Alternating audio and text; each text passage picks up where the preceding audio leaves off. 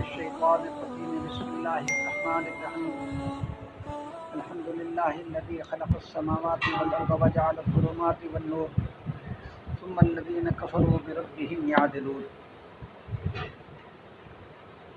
آج پیر کی رات میں ہم نے تراویح کے اندر سورۃ انعام سنی۔ سورۃ انعام کی بڑی فضیلت ہے اور اس میں زیادہ تر توحید کا مضمون بیان کیا گیا ہے، لیکن یاد رکھیے کہ قرآن کریم کا اسلوب، انداز دنیا کی کتابوں والا نہیں ہے۔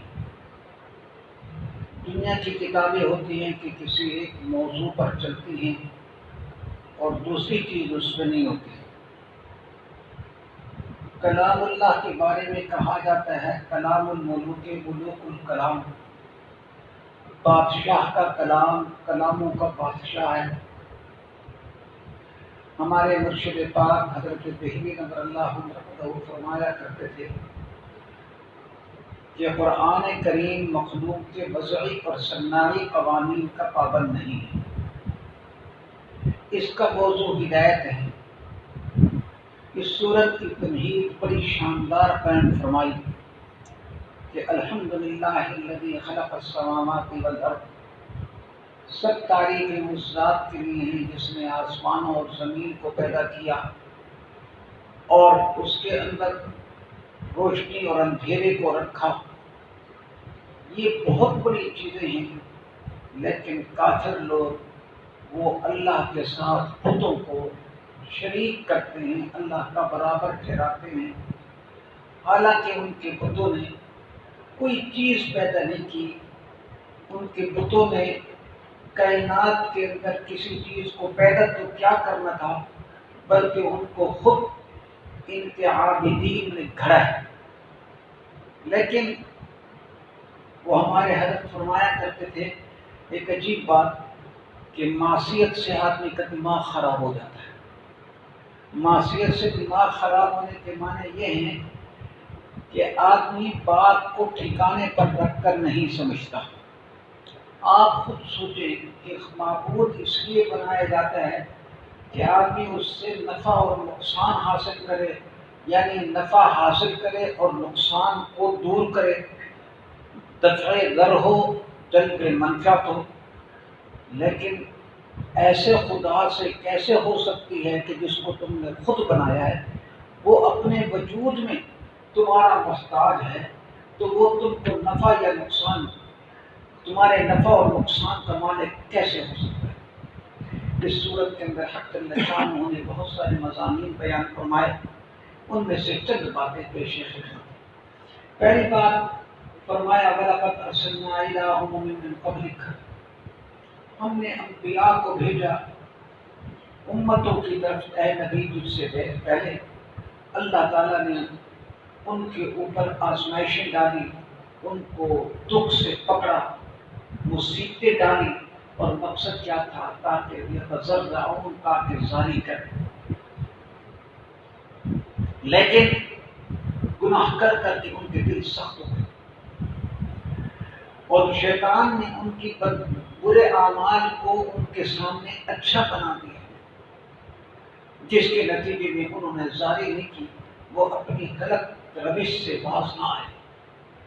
دل کی سختی کے معنی کیا ہے؟ دل کی سختی کا مطلب یہ ہوتا ہے کہ اس میں خیر کی بات اثر نہ کرے۔ میں اس کو ایک مثال سے سمجھاؤں گا۔ مثال یہ ہے کہ یہاں پر آپ پتھر رکھ دیں اور پتھر کے اوپر آپ پانی کی بالٹی ڈال دیں، ایک قطرہ پتھر کے اندر نہیں جائے گا۔ کیوں؟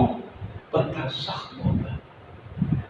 دوسری طرف آپ کی ریت رکھی ہے، ریت کے اوپر پانی کی بالٹی ڈالیں تو ریت سارے پانی کو چوس لے گی، اس لیے کہ ریت نرم ہے۔ تو دل جب نرم ہوتا ہے تو وہ خیر کی بات کو قبول کر لیتا ہے، اور جب دل سخت ہوتا ہے تو وہ قبول نہیں کرتا۔ پھر یہاں پر اللہ نے ایک عجیب بات سمجھ، اور قرآن کریم کا ہر حکم ہی بڑا اعلیٰ ہے۔ فَلَمَّا نَسُوا مَا ذُكِّرُوا بِهِ، جب انہوں نے اللہ کی نصیحتوں کو بھلا دیا تو ہم نے ان کے اوپر دنیا کی فراوانی کر دی. فتحنا علیہم ابواب کل شیء. اب وہ یہ سمجھنے لگے کہ ہمارے اوپر دنیا بہت ہے، پیسہ بہت ہے، سامان بہت ہے، دنیا کی عیاشیاں بہت ہے، تو ہم تو ٹھیک ہے. اللہ پاک فرماتے ہیں حتی اذا فرحوا بما اوتوا، حتیٰ کہ جب وہ نازاں ہو گئے ان چیزوں کی وجہ سے جو اللہ نے ان کو دی تھی، تو اخذناہم بغتۃ فاذا ھم مبلسون، ہم نے اچانک ان کو پکڑ لیا. اس کو استدراج کہا جاتا ہے کہ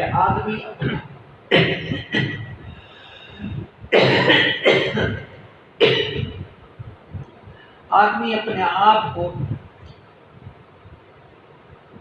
ٹھیک راستے پر سمجھے حالانکہ وہ ٹھیک راستے پر نہ ہو. اس کو کیا کہا جاتا ہے؟ استدراج. یاد رکھو کہ کسی کے پاس مال و دولت کا ہونا یہ اللہ کی رضا کی علامت نہیں. اللہ کی رضا کی علامت صرف ایک ہے کہ تو با توفیق ہے. اگر تو با توفیق ہے تو سمجھ لے کہ اللہ تجھ سے راضی ہے، اور اگر تو بے توفیق ہے تو پھر تو سمجھ لے کہ اللہ راضی نہیں ہے تجھ سے. اس بات کو اچھی طریقے سے سمجھنا چاہیے. اس کے بعد ایک اور چیز بیان کے قرآن نے اگلے رکوع میں وَلَا تَطْرُدِ الَّذِينَ يَدْعُونَ رَبَّهُمْ بِالْغَدَاةِ وَالْعَشِيِّ يُرِيدُونَ وَجْهَهُ. مشرکین حضور علیہ السلام کے پاس بیٹھنے سے کتراتے تھے. کیوں؟ اس لیے کہ وہ غلام اور غرباء حضور کے قریب بیٹھے ہوتے تھے. قرآن نے کہا اے نبی جو لوگ اخلاص کے ساتھ تیرے ساتھ بیٹھے ہیں تو ان کو دور مت کر. باقی اگر وہ مسلمان نہیں ہوتے اس وجہ سے تو ما علیک من حسابہم من شیء، ان کا حساب تیرے ذمہ میں کوئی نہیں ہوگا. اور اگر تو نے ایسا کیا تو زیادتی کرنے والا ہوگا. اللہ پاک کا ایک انعام ہے جس کو چاہے ہدایت دے. کئی دفعہ غریب کو پہلے ہدایت مل جاتی ہے، امیر کو ہدایت نہیں ملتی. تو امیر ایسے لوگوں کے اوپر اس بات سے عار کرتے ہیں کہ میں کیا کروں، غریب کے پاس بیٹھوں. نہیں، ایک ہی صف میں کھڑے ہو گئے محمود و ایاز، نہ کوئی بندہ رہا نہ کوئی بندہ نواز. اللہ تعالیٰ نے انسانوں کو دعوت کی ہے کہ تم اللہ کی قدرت کے اندر غور کرو، مظاہر قدرت.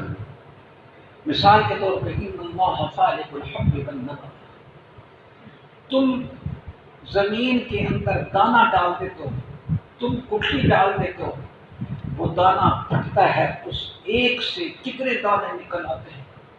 گٹھلی پھٹتی ہے اور اس سے درخت بن جاتا ہے. یہ کرنے والا کون ہے؟ اللہ. یہ اللہ ہے. تو جو ذات ایسی کامل القدرت ہے کہ وہ زمین کے اندر دانے کو پھاڑتی ہے، تو ایسی ذات کے اوپر ایمان لانا چاہیے. ایسی ذات سے کیا کرنا چاہیے؟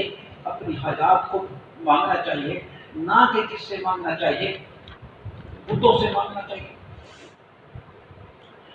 اس صورت کے اندر حق جل شانہ نے ایک دعوت کا اصول بھی بتایا کہ دعوت دینے کے اندر گالیاں مت نکالا کرو. وَلَا تَسُبُّوا الَّذِينَ يَدْعُونَ مِن دُونِ اللَّهِ فَيَسُبُّوا اللَّهَ عَدْوًا بِغَيْرِ عِلْمٍ. گالی نکالو گے تو گالی سنو گے. ایک حدیث میں آتا ہے کہ حضور علیہ السلام نے فرمایا کہ کسی آدمی کے لیے یہ بات جائز نہیں، ٹھیک نہیں ہے کہ اپنے باپ کو گالی نکالے. صحابہ نے کہا یا رسول اللہ اپنے باپ کو کون گالی نکالتا ہے؟ آپ صلی اللہ علیہ وسلم نے فرمایا کہ جب تم کسی کے باپ کو گالی نکالو گے تو وہ جب تمہارے باپ کو گالی نکالے گا تو تم نے گویا کہ خود اپنے باپ کو گالی نکالے، تم ذریعہ بن گئے گالی نکلوانے کا. ایسا نہ کیا. اس صورت کے اندر اللہ تعالیٰ نے 8ویں سپارے میں ایک عجیب بات فرمائی. فرمایا وَمَنْ كَانَ مَيْتًا فَأَحْيَيْنَاهُ، ایک آدمی ہوتا ہے ہم نے اس کو زندہ کر دیا. وَجَعَلْنَا لَهُ نُورًا، اور اس کے لیے ہم نے ایک نور بنا دیا. يَمْشِي بِهِ فِي النَّاسِ، وہ نور کے ساتھ لوگوں کے اندر پھرتا ہے، یہاں پر مردہ سے مراد دل کا مردہ ہے۔ ایک آدمی گمراہ ہوتا ہے، ہم اس کو ہدایت دے دیتے ہیں، اس کے پاس ہدایت کا نور ہوتا ہے، وہ ہدایت کے نور کے ساتھ لوگوں کے اندر پھرتا ہے، جہاں جاتا ہے اس کے ذریعے سے دوسروں کو ہدایت ملتی ہے، جہاں جاتا ہے اس کے ذریعے سے لوگوں کو دوسروں کو کیا ملتی ہے؟ یہ بہت بڑی بات ہے۔ ایک آیت کے بعد حق اللہ شانہ فرماتا ہے اذا جاءتم آیۃ قالوا لن نؤمن حتى نؤتى مثل ما اوتی رسول اللہ۔ کئی لوگ ایسے عجیب تھے کفار میں سے، وہ جب ان کے پاس کوئی نشانی آتی تو وہ کہتے کہ ہم ایمان جب لائیں گے کہ حتیٰ نوتا مثل ما اوتی رسول اللہ، جس طرح اللہ کے رسولوں کے پاس وحی آئی ہے ہمارے پاس بھی وحی ہے۔ اللہ تعالیٰ فرماتے ہیں اللہ اعلم حیث یجعل رسالتہ، اللہ نے اپنا رسول کس کو بنانا ہے اللہ کو معلوم ہے۔ رسول بننے کی صلاحیت ہر کسی میں نہیں ہے۔ جس طرح آپ لوگ دیکھتے ہیں کہ زمینوں کے اندر حصے ہوتے ہیں، کئی زمین طاقتور ہوتی ہے، کئی کمزور ہوتی ہے، پھر طاقتور زمینوں کے اندر بھی قسمیں ہوتی ہیں، پھر سب سے اعلیٰ زمین وہ ہوتی ہے کہ جس میں زعفران کاشت کیا جائے۔ میں نے ایک حکیم صاحب سے پوچھا کہ زعفران کا 1 کلو کتنے کا ہوتا ہے؟ انہوں نے کہا 1,40,000۔ میں نے کہا پاکستان میں کہیں زعفران کاشت ہو سکتا ہے؟ تو بقول ان کے کہیں کاشت نہیں ہو سکتا۔ ایران کے کچھ علاقے ہیں وہاں پر زعفران کاشت ہوتا ہے، تو وہ زمین اتنی عمدہ ہو، آب و ہوا عمدہ ہو۔ تو بطور نذیر کے میں یہ بات کہتا ہوں، اسی طرح انبیاء علیہ السلام کی اعلیٰ فطرت، اعلیٰ طبیعت ہوتی ہے جو عام انسانوں سے مختلف ہوتی ہے۔ اللہ تعالیٰ نے آگے فرمایا فمن یرد اللہ ان یہدہ یشرح صدرہ للاسلام، اللہ تعالیٰ جس آدمی کا سینہ اسلام کے لیے کھول دیتے ہیں، جس ارادہ کرتے ہیں جس آدمی کو ہدایت دینے کا تو اس کا سینہ اسلام کے لیے کھول دیتے ہیں۔ صحابہ نے پوچھ لیا یا رسول اللہ، اسلام کے لیے سینہ کھل جائے اس کی کیا نشانی ہے؟ آپ نے 3 نشانیاں فرمائیں، التجافی عن دار الغرور والانابۃ الی دار الخلود واستعداد الموت قبل نزولہ۔ التجافی عن دار الغرور کہ آدمی کے لیے دنیا جان سے بے نظر نہ رہے، دنیا ایک جذبیت ختم ہو جائے۔ وہ ایک مرتبہ ایک اللہ والے نے فرمایا کہ لاہور میں ایک جگہ ہے بازار ہے جس کو انارکلی کہتے ہیں، اب تو بہت علاقے بن گئے، کسی زمانے میں لاہور کی انارکلی بڑی مشہور تھی۔ تو انہوں نے کہا کہ اگر آدمی انارکلی سے ایک مرتبہ گزر جائے نا تو انسان کا ایمان 1 ہفتہ پیچھے چلا جاتا ہے۔ تو میں نے پوچھا کہ اس کی وجہ کیا ہے؟ تو اگر آپ یہ کہیں بے پردگی اور گناہ تو وہ دوسری جگہ بھی بہت ہے۔ تو میں نے عجیب بات کہی، انہوں نے کہا کہ یہ ایمان پیچھے جانے کی وجہ اور ہے، وہ وجہ یہ ہے کہ اس میں غفلت کا سامان بہت ہے۔ آدمی جس چیز کو دیکھتا ہے کہ یار یہ تو میں خرید لوں، یہ تو میری منی کے لیے ہے، یہ تو میری بیگم کے لیے ہے، یہ تو میری بیٹھک کے لیے ہے، یہ تو میرے کمرے کے لیے ہے، یہ تو میں فلانے کو گفٹ دوں گا، تو دل جو ہے ان چیزوں کے اندر پھنس جاتا ہے۔ وہ ایک واقعہ مشہور ہے کہ ایک شخص تھے جن کی فکر کی دکان تھے، تو ایک مجذوب اپنی گدڑی لے کر ان کی دکان کے سامنے کھڑا ہو گیا اور گہری آنکھوں سے دیکھ رہا ہے کس کو؟ شیشیوں۔ دکاندار کا اصول ہے کہ اگر کسی نے کوئی چیز لینی ہو اور پوچھے اس کو تو جواب دیتا ہے، کوئی ویسے ہی دیکھ کھڑا ہو کہ وہ دیکھے تو ناگواری ہوتی ہے۔ تو اس نے پوچھ لیا بھائی کیا دیکھ رہے ہیں؟ اس مجذوب نے کہا کہ میں یہ دیکھ رہا ہوں کہ تم مرے گا کیسے، تیری روح تو ان ساری بوتلوں میں پھنسی ہوئی ہے، ایک سے نکلے گی دوسری، دوسری سے نکلے گی دوسری میں، تو بڑی مشکل سے مرے گا۔ اس کو آیا غصہ اسی کا، تو کیسے مرے گا؟ میں بتا دوں، بتا. تو سامنے وہ سڑک کے کنارے اس نے گردے سر کے نیچے رکھی اور زور سے کہا اشہد ان لا الہ الا اللہ و اشہد ان محمدا عبدہ و رسولہ. جا کے دیکھا تو قتل. پھر چوٹ لگی دکاندار کے دل پر، اور وہ دکاندار پھر بن گئے تصوف کے امام. ان کا نام ہے شیخ فرید الدین عطار. تو آپ صلی اللہ علیہ وسلم نے 3 نشانیاں بیان فرمائی. پہلی نشانی کیا ہے کہ التجافی عن دار الغرور. دوسرا ہے الانابۃ الی دار القلوب. ہر وقت آخرت کا خیال. جیسے آج کل ہم کو ہر وقت دنیا کا خیال ہوتا ہے نا، کئی اس چکر میں ہوتے ہیں کہ میرے دشمن کیا ہے. بھائی تیرا سب سے بڑا دشمن تیرا اپنا نفس ہے، جس نے تجھے چکر دے رکھا ہے. تیرا دشمن وہ ہے جو تیرے سے ایمان چھیننے کے چکر میں ہے، تجھ سے گناہ کرانے کے چکر میں ہے. فرمایا کہ بل انابۃ الی دار القلوب و استعداد الموت قبل نزولہ. تیسری نشانی یہ ہے کہ موت کے آنے سے پہلے موت کے لیے تیار. موت کے آنے سے پہلے موت کے لیے تیار. بڑی عجیب بات ہے. پھر فرمایا ومن یرید ان یضلہ. اللہ تعالیٰ تکوینی طور پر جس کے گمراہ کرنے کا ارادہ کرتے ہیں تو اس کے سینے کو تنگ کر دیتے ہیں. ضیقاً حرجاً. دین پر عمل اس کے لیے ایسے ہوتا ہے جس طریقے سے آسمان پر چڑھ. اللہ والوں کی صحبت میں آنے سے، استغفار کرنے سے، ذکر اللہ کرنے سے یہ آدمی کی سینے کی تنگی دور ہوتی ہے. یہ جو خانقاہی ماحول ہوتا ہے یہ اسے سینے کی تنگی کو دور کرنے کے لیے.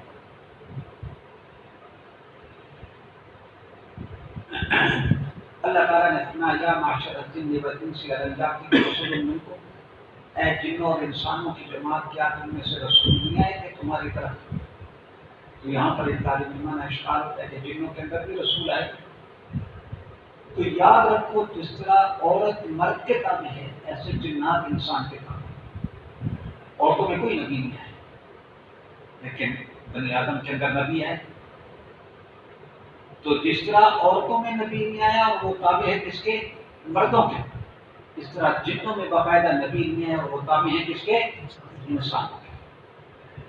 مشرکین کے اندر عادت یہ تھی کہ اپنی پیداوار کے حصے بناتے تھے. ایک حصہ اللہ کا، ایک بتوں کا، ایک اپنے.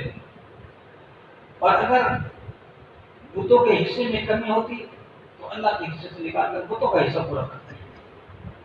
قرآن کریم نے اس کی مذمت کی. اس لیے نہیں کہ اللہ کے حصے کو تم پورا کیوں نہیں دیتے سے، نہیں، تم غیر اللہ کا تمہارے دل میں اکرام اور تعظیم ہے لیکن اللہ کی نہیں ہے. یہ بڑی بری چیز ہے.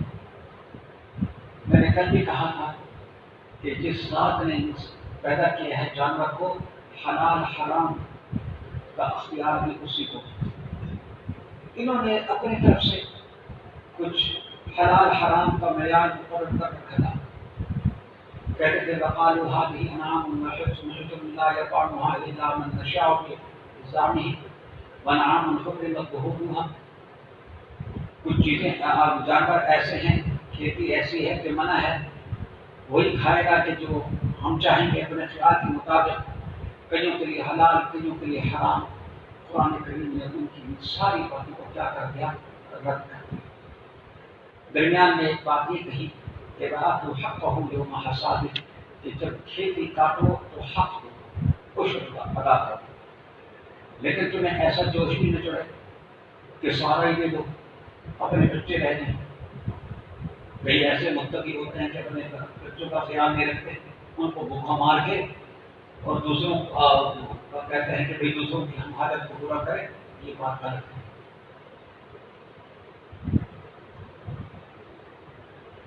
اللہ اکبر. قرآن کریم نے ایک یہ بات بھی فرمائی اس صورت میں قل تعالوا اتل ما حرم ربكم علیکم. اور میں تمہیں بتاؤں کہ کون سی چیز رب نے حرام کی. یہ جو تم کہتے ہو فلانا جانور حرام، اپنی طرف سے کہتے ہو فلانا حرام، یہ نہیں. حرام یہ ہے کہ تم اللہ کے شریعت کے ساتھ شریک ٹھہراؤ، اس واسطے شرک مت ٹھہراؤ، شرک مت کرو، والدین کے ساتھ اچھا سلوک کرو، خوف فقر کے خوف سے اپنی اولاد کو قتل مت کرو، یاد کر جس طرح خاندانی منصوبہ بندی والے کرتے ہیں۔ فرمایا کہ سب کو رزق ہم دیتے ہیں، برے کاموں کے قریب مت جاؤ، خواب و برا کام زہر ہو یا چھپو۔